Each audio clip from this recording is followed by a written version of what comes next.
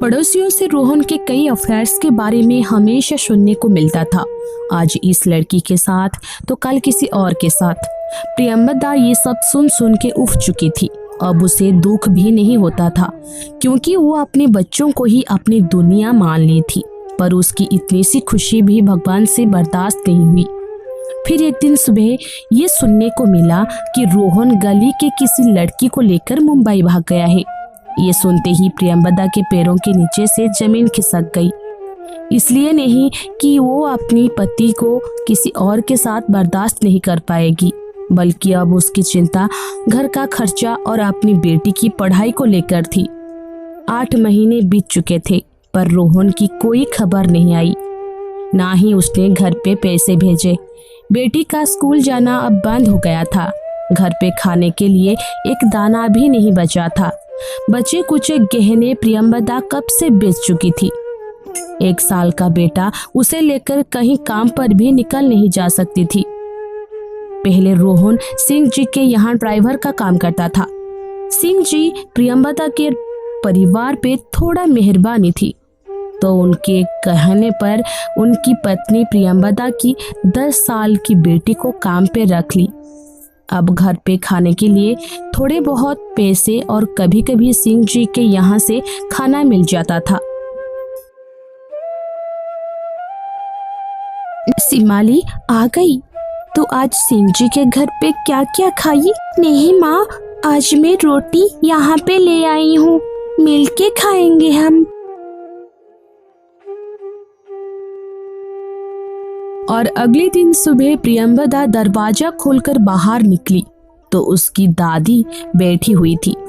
एक तो बुढ़ापा, ऊपर से रो रो के हालत और बिगड़ गई थी। दादी आप यहाँ पे?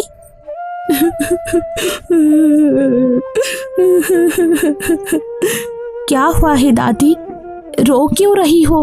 तेरे चाचा चाची मुझे घर से निकाल दिए, मैं और कहाँ जाती। अब मेरी इन आँखों को कुछ दिखाई भी नहीं देता। तेरे चाचा ने मुझे प्रियंवदा समझ गई कि उसके चाचा अपने माँ को धक्का देकर घर से निकाल दिए हैं। वही दादी जो प्रियंवदा को जबरदस्ती रोहन के साथ शादी करवाई थी, आज वो प्रियंवदा की हालात के बारे में सुन के बहुत दुखी हो गई है। अच्छा होता अगर तू आगे की पढ़ाई करती। हे भगवान, मैं मर क्यों नहीं गई ये सब करने से पहले। अब बूढ़ी दादी भी प्रियंवदा की जिम्मेदारी हो गई, पर भगवान की मर्जी कुछ और ही थी। एक दिन सिंह जी के घर से सोने का कंगन चोरी हो जाता है। वैसे तो उनके घर पे काम करने वाले 3 नौकर थे, फिर भी दोष प्रियंवदा की बेटी पे ही आया, जिसको अभी तक सोने के मोल का समझ भी नहीं था। 10 साल की बच्ची को चोर बोल के मार मार के घर से निकाल दिया गया और पूरे इलाके में ये बात फैल गई। फिर कोई भी उसे काम पे रखने को तैयार नहीं हुआ।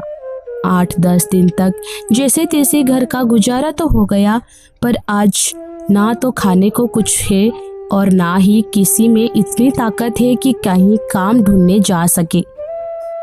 माँ, बहुत भूख लगी है, कुछ खाने को दो ना माँ, मैं मर जाऊंगी। बेटी से ये सुनते ही प्रियंवदा फुट फुट के रोने लगी। उसकी अंधी दादी अपने पास रखी हुई आखिरी 1 रुपया निकालकर बच्ची को दे दी। 1 रुपया लेकर वो तुरंत वहां से भाग गई, मानो जैसे उसे जन्नत मिल गया हो। और वो सीधा एक आइसक्रीम दुकान में पहुंची। फिर कुछ देर बाद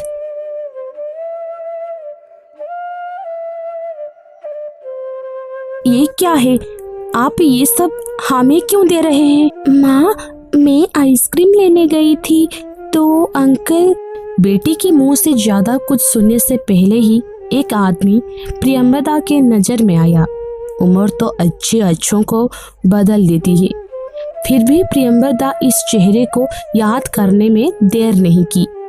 बिपिन, वो वही आइसक्रीम बेचने वाला बिपिन ही था जो कभी प्रियंवदा को बचपन में मासूमियत भरी दिल से क्या तुम मुझसे प्यार करेगी, ये पूछा था। प्रियंवदा, क्या तू अब भी मुझसे प्यार करेगी? ये सुनते ही प्रियंवदा रोने लगी। हाँ, मैं तुमसे प्यार कर सकती हूँ विपिन। पता नहीं ये प्रियंवदा की मजबूरी थी या फिर उसका नसीब, पर इसके बाद से प्रियंवदा की आंखों में कभी आंसू नहीं आई।